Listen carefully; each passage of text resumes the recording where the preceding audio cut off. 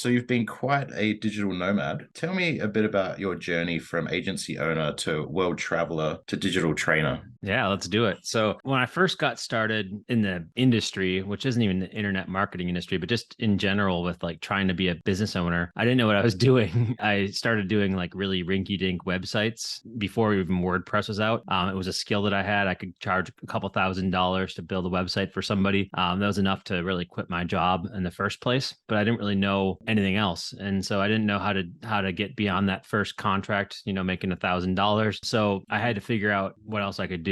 And eventually I added internet marketing services, specifically SEO and a little bit of PPC in there to figure it out.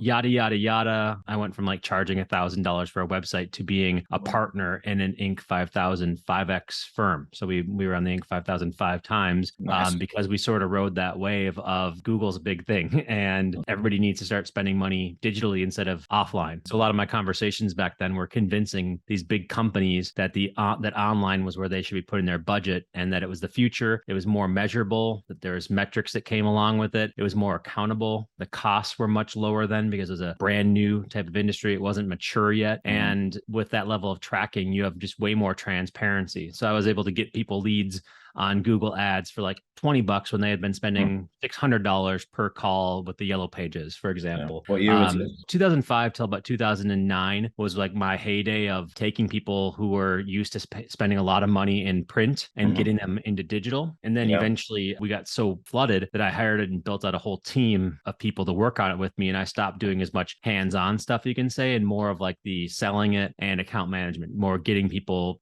the results they're looking for. And as I went up the ladder at my agency and became more of an executive, I became less and less satisfied with what I was doing, more disassociated with it, because I just didn't feel like if I made a suggestion to somebody that I knew was true, they might not like it and they might not believe it and they might be skeptical. And it was a lot of like trying to sell somebody on something that I thought was obvious, which is Right. that everything's going online and that the yellow pages are something people are going to throw into the dumpster as soon as they get it, which is what ended up happening, right? So I was probably a few years ahead of that, but like I got so burnt out on trying to convince people the obvious and where the puck was going in Wayne Gretzky terms, as opposed to where the puck was right now. But I was like, screw this. I'm going to start my own company. I'm going to build my own product and I'm going to start doing my own marketing, because if I'm as good as I say I am, then I can do this and I'll be super successful without having to deal with clients. Like the best world for me was no clients. And so I did that. I just quit cold turkey and decided I wanted to become a different type of entrepreneur, take on more risk. And then also the other thing was I wanted to travel the world. Because I wanted to do that, I needed to have a product as opposed to clients. I actually carried some clients with me when I started the digital nomad thing. And one of them, I did a call with them on a cell phone in a yurt in Hawaii